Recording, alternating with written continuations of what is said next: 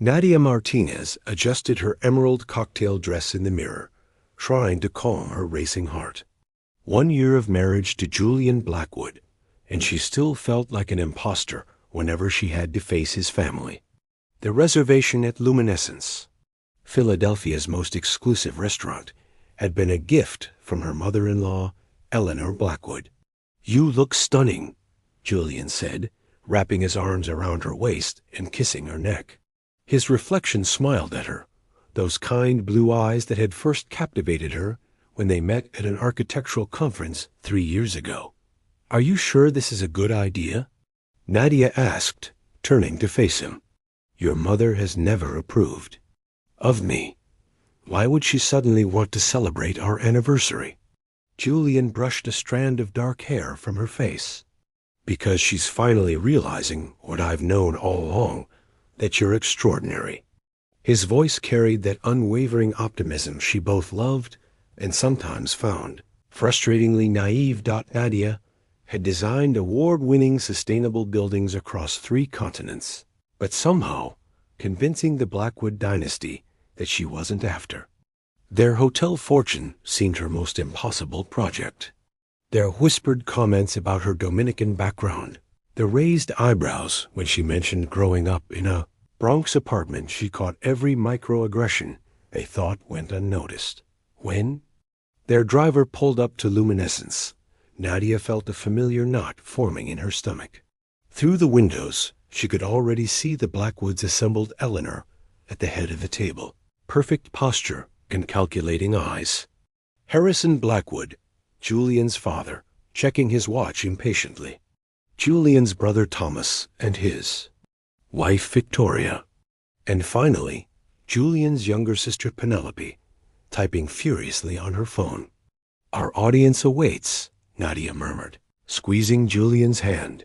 The Mater D escorted them through the restaurant, past tables of Philadelphia's elite, who nodded in recognition of the Blackwood name. Eleanor rose with practiced grace, air-kissing both their cheeks. "Darling, you're late," she said, her smile never reaching her eyes. "We were about to order without you."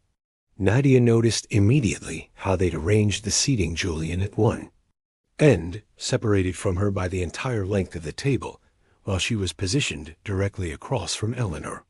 Like a defendant facing a judge. "Sorry, Mother," Julian said. Traffic was terrible. As they settled into their seats, Harrison raised his glass. "To my son and his. Creative choice in partnership." The pause was subtle but deliberate, making Nadia's cheeks burn. 1 year, Eleanor added, swirling her champagne. "It's gone by so quickly." "Almost as quickly as your courtship." Another barb, thinly veiled. The appetizers arrived delicate arrangements of seafood that probably cost more than what Nadia's mother made in a day at the hospital where she worked as a nurse. The conversation flowed with practiced ease, but Nadia sensed the undercurrent, like sharks circling before an attack. "Nadia," Eleanor said during a lull, "I've been meaning to ask about your family. Julian mentioned your father wasn't at the wedding. Such a shame." The table went quiet. Julian had gone pale. He knew why her father hadn't been there. He died when Nadia was 16, working double shifts to pay for her college applications. "My father passed away 11 years ago," Nadia replied evenly. "Oh dear, I had no idea," Eleanor said, though the gleam in her eyes suggested otherwise. "And your mother? What does she do again?" "She's a nurse." "At Bronx Memorial." Thomas smirked. "A nurse? How practical?" Penelope looked up from her phone. "Didn't you grow up in public housing or something?" Each question felt like a carefully aimed dart. Nadia maintained her composure, answering with dignity, but she could feel sweat gathering at the small of her back. Julian attempted to intervene several times, but Harrison expertly redirected him with questions about the Blackwood Hotel's new Dubai project. When the main course arrived, Eleanor signaled to the waiter, who brought over a velvet box. "We have a little anniversary gift for you both," she announced, though her eyes were fixed solely on Nadia. Or rather, for Nadia. Inside was a diamond bracelet, ostentatious and heavy. "It's a Blackwood tradition," Eleanor continued. "A token. To welcome you properly into the family. There's just one small formality." Harrison slid a document across the table. "A postnuptial agreement. Standard procedure for family protection." Protection from what? Julian finally spoke up, his voice tight. "From gold diggers with expensive taste and convenient ambition," Thomas said bluntly. "No offense, Nadia." The restaurant seemed to close in around her. Nadia looked at Julian, waiting for him to defend her, but he appeared frozen. Conflict written across his features. Eleanor leaned forward, her voice dropping to a theatrical whisper that nonetheless carried to nearby tables. "We know about your student loans, dear, and those struggling parents of yours. How convenient that you met our Julian just as your firm was facing bankruptcy." Nadia felt her phone vibrate in her clutch bag. A text from Victoria, of all people. "Don't react. I can help you expose them." "They did this to me, too." Nadia looked up, meeting Victoria's gaze across the table. There was something there, solidarity, perhaps? An unexpected ally in enemy territory. "Well?" Eleanor prompted, gesturing. "To the document. Shall we clear the air about your intentions?"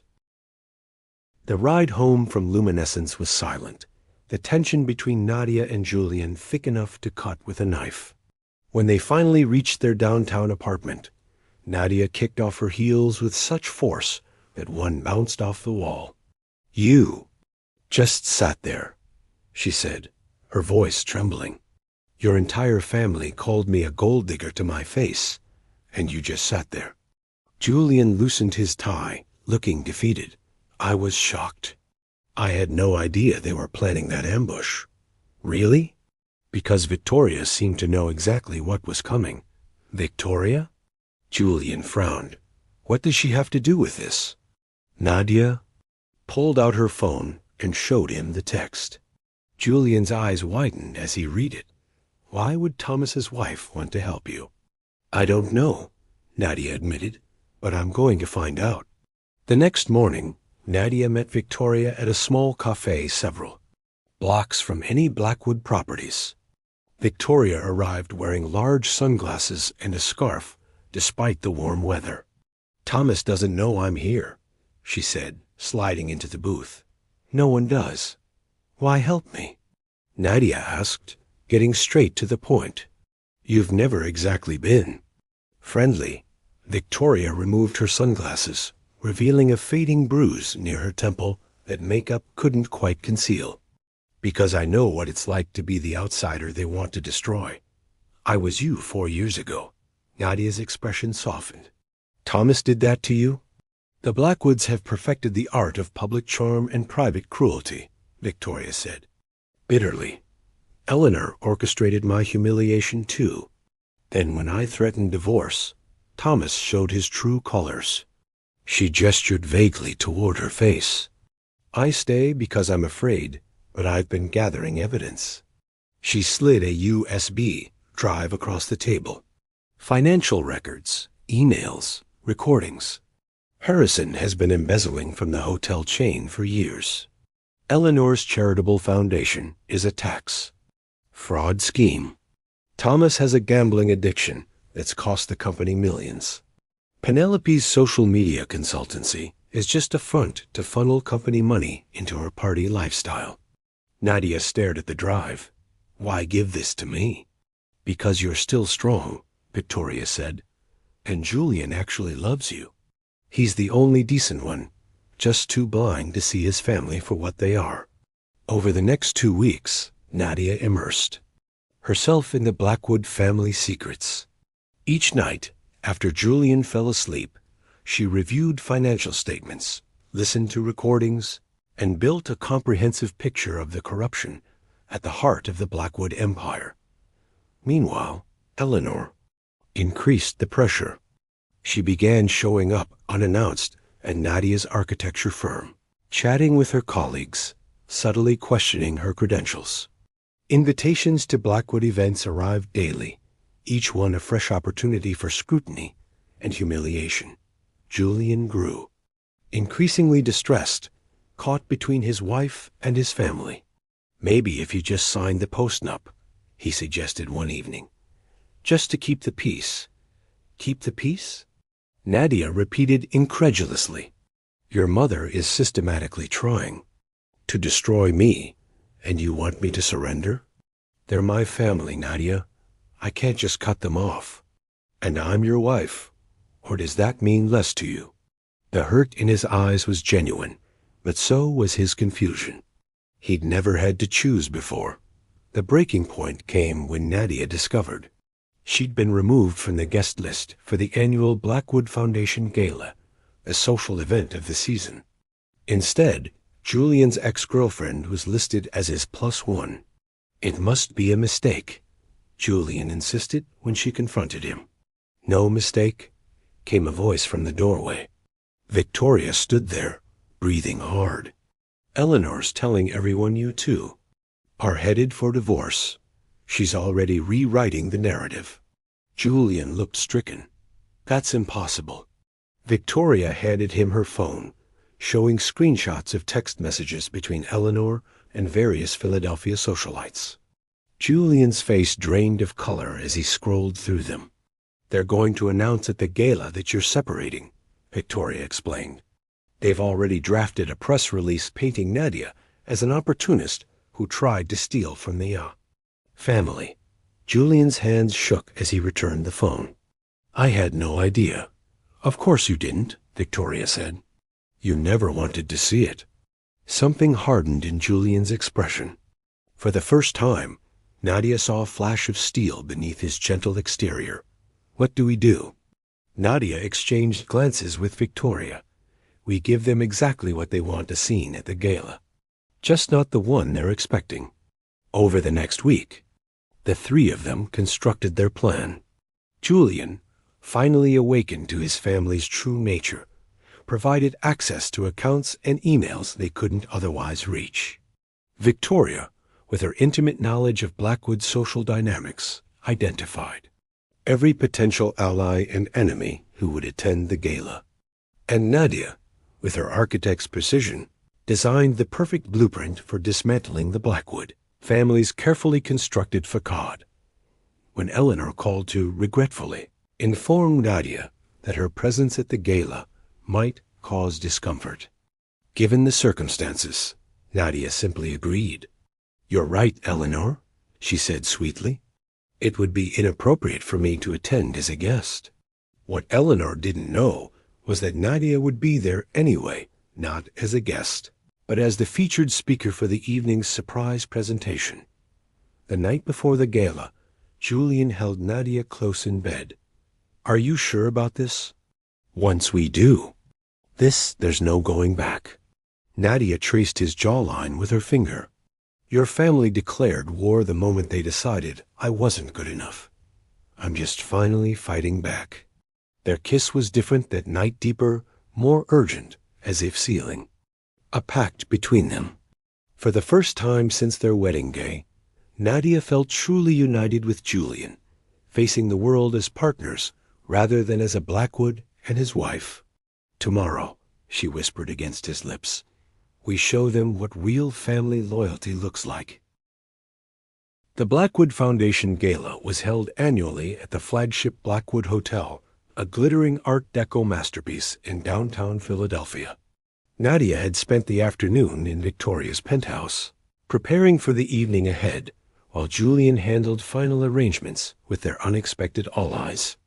"The tech team confirmed they can override the presentation system when we give the signal," Victoria said, adjusting Nadia's hair. "And the press?" 8 reporters confirmed, including the Philadelphia Inquirer and the Wall Street Journal. Nadia replied, applying her lipstick with steady hands. "Plus social media coverage." Victoria smiled grimly. "Eleanor has no idea what's coming. She's been gloating all day about your absence." Nadia checked her appearance one last time. The crimson gown she'd selected was a stark contrast to the pastels and blacks that dominated Blackwood events she would be impossible to ignore. "How are you so calm?" Victoria asked, her own hands trembling slightly. "Because I have nothing to lose," Nadia replied. "They've already tried to take everything from me."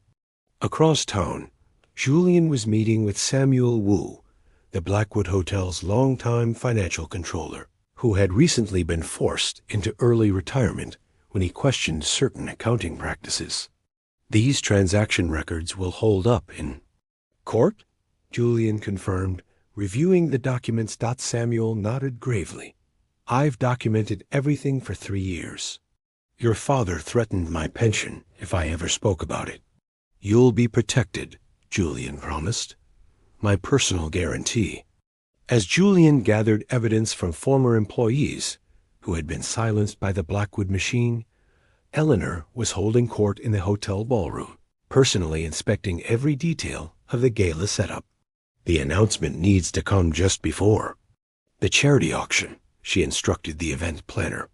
"I want maximum impact when we reveal Julian and Nadia's separation." Penelope sauntered over, champagne in hand, despite the early hour. "Do you really think Julian will go along with the announcement? He seemed pretty attached to his little gold digger." Eleanor's smile was cold. "Your brother will do as he's told. He always has." Thomas appeared, glancing nervously at his watch. "Victoria should have been here an hour ago." "She's not answering my calls." "Probably shopping for another outfit you can't afford," Harrison commented dryly, joining the conversation. "Speaking of finances, we need to discuss the Dubai project. The investors are asking questions about the budget discrepancies." "Not now," Eleanor hissed. "Tonight needs to be perfect. We'll deal with Dubai tomorrow." As evening fell, guests began. Arriving politicians, celebrities, old money Philadelphia families, all eager to be seen at the social event of the season. Eleanor greeted each with practiced charm, while Harrison worked the room, securing donations and business connections. At precisely 7:30 p.m., Julian arrived alone. Eleanor immediately rushed to his side. "Darling, you're cutting it close," she scolded gently, adjusting his bow tie. "Are you ready for the announcement?" Julian's expression revealed nothing. "Actually, Mother, I have my own announcement planned." Before Eleanor could question him, the lights dimmed for dinner. Julian took his assigned seat at the family table, leaving an empty chair beside him, Nadia's place, which Eleanor had deliberately kept vacant as a visual statement. Thomas leaned across the table. "Where's Victoria? Have you seen her?" Julian sipped his water calmly. "I believe she's preparing for tonight's main event." Across the ballroom, Nadia and Victoria slipped in through a service entrance, accompanied by a tech specialist carrying equipment in an unassuming bag. They made their way to the control room, where a sympathetic AV technician, a former classmate of Nadia's from architecture school, was waiting. "Everything's set," he confirmed. "I can override the main system whenever you're ready." Victoria checked her phone. The reporters are all in position. Front table near the stage. Nadia took a deep breath. "Then it's time." Back in the ballroom, Eleanor approached the podium after the main course had been served. Her designer gown sparkled under the chandelier lights as she tapped the microphone. "Welcome, esteemed guests, to the 20th Annual Blackwood Foundation Gala," she began, her voice honeyed with false sincerity. "Your generosity tonight will help countless children in need." The irony wasn't lost on Nadia, who watched from a monitor in the control room. The Blackwood Foundation's financial records showed less than 15% of donations actually reached charitable causes. "Before we begin our auction, I have a personal announcement," Eleanor continued. "As many of you know, family is everything to the Blackwoods, which is why it pains me to share that my son Julian and his wife Nadia are—" The screen behind Eleanor suddenly changed, cutting off her practiced speech. Instead of the foundation logo, financial spreadsheets appeared, highlighting millions in misappropriated funds. Eleanor faltered, turning to look at the screen in confusion. In that moment of distraction, Nadia strode into the ballroom, the crowd parting before her crimson dress like the Red Sea. Julian stood to meet her, taking her hand in full view of the assembled guests. "I believe," Nadia said, her voice carrying clearly across the stunned silence, "that you were about to make an announcement about my marriage, Eleanor." Eleanor's face contorted with rage. "Security," she called. "Remove this woman immediately." But the security team remained still. Julian had spoken with them earlier. Nadia smiled. "Perhaps instead of discussing my marriage, we should discuss the Blackwood Foundation's creative accounting practices? Or maybe Harrison's embezzlement from the hotel chain." The room erupted in shocked whispers as more documents appeared on the screen behind them. Harrison lunged toward the podium. "This is slander. Turn that off immediately." Julian stepped forward, positioning himself between his father and Nadia. "It's not slander if it's true, Father. And I have the evidence to prove every word." The countdown to complete exposure had begun, and there was nothing the Blackwoods could do to stop it. The ballroom of the Blackwood Hotel had transformed from a glittering social affair into a courthouse of public opinion. 500 of Philadelphia's elite watched in stunned silence as Nadia took command of the podium, Julian standing firmly at her side. "For those who don't know me," she began, her voice steady despite the adrenaline coursing through her veins, "I'm Nadia Martins Blackwood, architect, wife, and apparently, according to the Blackwood family, a gold digger unworthy of their precious name." Eleanor attempted to approach the stage, but Julian raised his hand, stopping her in her tracks. The look he gave his mother, cold, resolute, unflinching, made her falter for perhaps the first time in her life. "1 week ago," Nadia continued, "I was ambushed at my anniversary dinner by the family I married into. They demanded I sign a postnuptial agreement, called me a fortune hunter, and questioned my professional credentials, all while my husband was strategically seated too far away to intervene." The screen behind her displayed the seating arrangement from Luminescence, followed by photos of the diamond bracelet and postnuptial agreement. "What the Blackwoods didn't realize," Nadia said, her lips curving into a smile that held no warmth, "was that I was already aware of their plans, thanks to Victoria Blackwood." Victoria stepped forward from the shadows, joining Nadia and Julian on stage. Thomas half rose from his seat, his face contorted with rage and disbelief. "My wife is the financial officer for the Blackwood Foundation," Nadia explained. "She has witnessed firsthand how Eleanor and Harrison have been systematically siphoning charitable donations for personal use." The screen shifted to spreadsheets highlighting suspicious transactions, with red circles emphasizing the most damning evidence.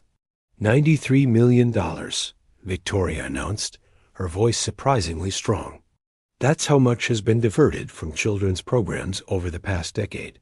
Money that was supposed to build schools and hospitals, but instead funded the Blackwoods' vacation homes and private jets." Harrison stood up, his face purple with fury. "This is outrageous." "You have no right. I have every right," Victoria cut in. "As a whistleblower and as someone who has suffered physical abuse at the hands of your son." She turned to face Thomas directly. "That ends tonight." Gasps rippled through the crowd. Several prominent donors stood and moved toward the exits, while reporters furiously typed on their phones. Nadia reclaimed the podium. "But the foundation fraud is just the beginning. The Blackwood Hotels, that beacon of luxury and integrity, has its own secrets." Julian stepped forward. "My father has been embezzling from the company for years, falsifying reports to investors and the board. I've provided the Sieg with detailed evidence of these crimes." His voice cracked slightly. "I loved and respected you, Father, but I cannot stand by while you betray everything our family name should represent." Harrison lunged toward the stage, but two security guardsmen Julian had personally selected blocked his path. Penelope, seemingly unbothered by the unfolding catastrophe, continued scrolling through her phone until Nadia addressed her directly. Penelope Blackwood operates a shell company that has received over $12 million from Blackwood Enterprises for consulting services that were never provided, Nadia revealed. That money funded her parties, her shopping addiction, and her carefully curated social media presence. Penelope finally looked up, her expression more annoyed than concerned. Whatever. Everyone does it. No, they don't, Julian replied sharply. And that's the problem. You've all convinced yourselves that rules don't apply to the Blackwood family. Eleanor, recovering her composure, strode toward the stage with the confidence of someone accustomed to controlling every situation. Julian, darling, you're making a terrible mistake. This woman has poisoned your mind against your own blood. Julian's laugh was hollow. There it is again, the manipulation, the refusal to accept responsibility. I've spent my entire life believing in the Blackwood legacy, only to discover it's built on lies and cruelty. We were protecting you, Eleanor insisted, reaching for. His arm-got Julian stepped back. No, Mother. You were protecting yourselves, your image, your control. But it ends tonight. Nadia took over again, addressing the crowd directly. Ladies and gentlemen, I'm not here for revenge. I'm here for truth. The evidence we've presented tonight has already been delivered to the authorities, the press, and the Blackwood Holdings Board of Directors. Victoria added, for those of you who donated to the foundation tonight, your checks will be returned. We recommend directing your generosity to legitimate organizations that actually help children in need. The room erupted into chaos, some guests demanding refunds, others confronting. At Blackwood's, reporters pushing forward with questions. Through it all, Nadia, Julian, and Victoria remained composed on stage, a united front against the disintegrating Blackwood facade. Thomas attempted to approach Victoria, his expression thunderous, but security intercepted him. Don't you dare? Come near me, Victoria called out. The restraining order goes into effect at midnight. Eleanor, seeing her carefully constructed world collapsing around her, made one final desperate attempt. Julian, if you do this, if you side with her against your family, you'll be cut off. No inheritance, no position in the company, nothing. The room quieted, awaiting his response. Julian smiled, a genuine expression that transformed his face. Mother, I'm an architect with a successful practice of my own. I never wanted your money. I only wanted your approval, your love. But I see now that was never truly available to me, only your control. He took Nadia's hand, their fingers intertwining. I choose my wife. I choose integrity. I choose to build something new, something honest. As if on cue, the authorities arrived, not Philadelphia police, but FBI agents accompanied by SEAC investigators. They moved efficiently through the ballroom, approaching Harrison, Eleanor, Thomas, and Penelope with solemn purpose. Harrison Blackwood, the lead agent announced, you're under investigation for securities fraud, tax evasion, and embezzlement. We'll need you to come with us. Similar announcements followed for the rest of the family. Each charge read aloud for the entire assembly to hear. As the Blackwoods were escorted from their own gala. Nadia looked out at the stunned faces of Philadelphia society. The truth isn't always beautiful, she said softly into the microphone, but it's always worth fighting for. Julian leaned in and kissed her, a public declaration of where his loyalty truly lay. The photographers captured the moment, not the scandal Eleanor had planned to orchestrate, but something far more powerful. Authentic love standing firm against corruption. Victoria joined them, and the three walked out together, leaving behind the wreckage of the Blackwood legacy and the beginning of something new. 6 months after the Blackwood Foundation Gala, Nadia stood in the sunlit atrium of a newly constructed community center in her old Bronx neighborhood.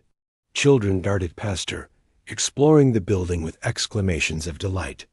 Through the floor-to-ceiling windows, she could see her mother cutting the ceremonial ribbon, surrounded by community leaders and residents. "The Maria Martinez Community Center," Julian said, coming to stand beside her. "She's overwhelmed." Nadia leaned against her husband, watching her mother's tearful smile. "She deserves this recognition. 30 years as a nurse in this community, and now a center named in her honor."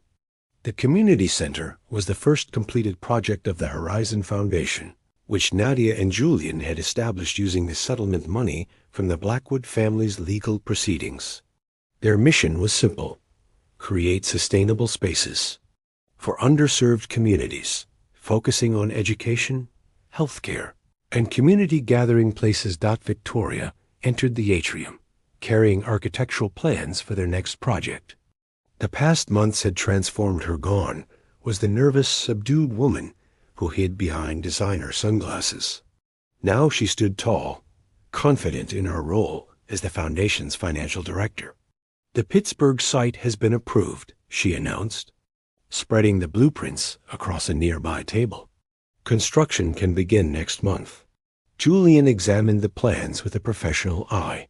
"The solar array is perfect. This will be completely energy independent within 3 years." The aftermath of the gala had been swift and merciless. Harrison faced federal charges for embezzlement and tax fraud. Eleanor had been forced to resign from every charitable board in Philadelphia. Thomas was serving time for domestic violence and financial crimes. And Penelope, stripped of her wealth and influence, had fled to Europe to escape the scandal. The Blackwood hotels were now under new management, with Julian serving as a consulting advisor during the transition. He had no interest in running the family business, but felt responsible for the thousands of employees who depended on the company for their livelihoods. "Sometimes I still can't believe we did it," Victoria said quietly. "That night at the gala, it feels like another lifetime." "It was," Nadia replied, squeezing her hand, "for all of us."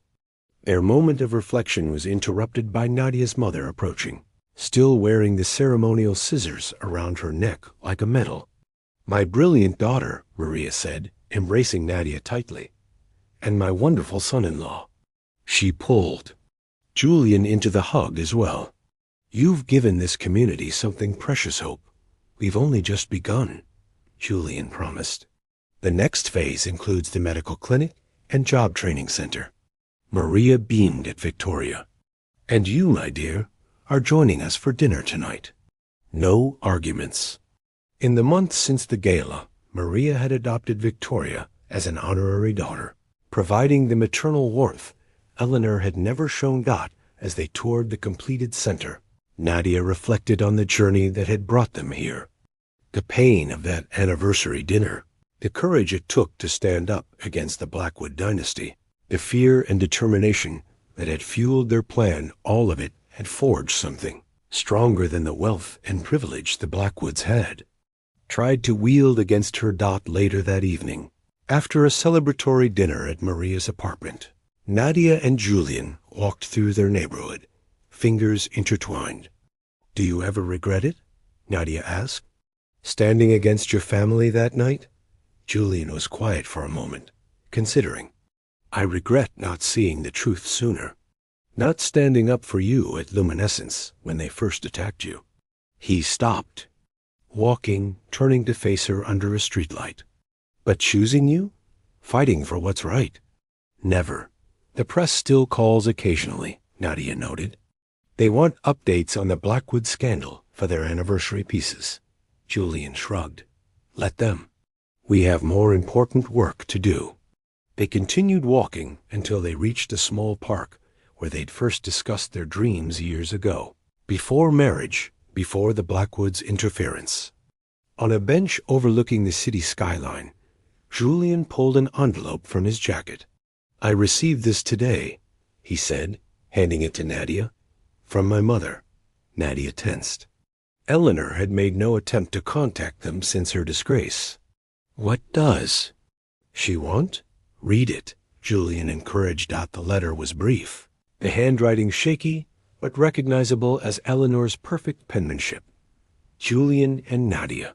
Words cannot undo the harm I've caused. I've spent these months reflecting on the person I became and the values I sacrificed in pursuit of status and control. I don't expect forgiveness, nor do I deserve it. But I want you to know that I'm trying to change. The enclosed check represents my personal savings, not stolen money, but what I earned legitimately before corruption took hold. Please use it for your foundation. What you've built together is extraordinary. It represents everything the Blackwood name should have stood for. With regret and admiration, Eleanor enclosed was a check for $2 million. Do we accept it? Nadia asked, stunned by the unexpected gesture. Julian ran his hand through his hair. I don't know. Part of me thinks it's another manipulation, but another part believes people can change. Nadia finished for him. They sat in silence, watching the city lights flicker against the darkening sky. Finally, Nadia made a decision. We'll put it in a separate account. If she's sincere, we'll use it for the scholarship program. If it's a trick, we'll donate it to victim advocacy groups. Julian nodded, relief evident in his expression. You're remarkable, you know that? After everything she did to you, you're still willing to consider that she might be genuine. I believe in second chances, Nadia said, but I also believe in accountability. She need to prove her sincerity with more than money. As they headed home, Nadia reflected on the journey they'd taken, from the humiliation at Luminescence to the triumph at the gala, from the destruction of the old Blackwood legacy to the creation of something new and meaningful. They had transformed pain into purpose. Their anniversary was approaching again, and this time there would be no elegant restaurants, no family ambushes, no diamonds offered as bribes. Instead, they planned to celebrate by breaking ground on their next community project, surrounded by people who valued them for who they were, not for their name or bank account. The sweetest revenge, Nadia had discovered, wasn't in destroying those who had wronged her. It was in building something beautiful from the ashes they'd left behind.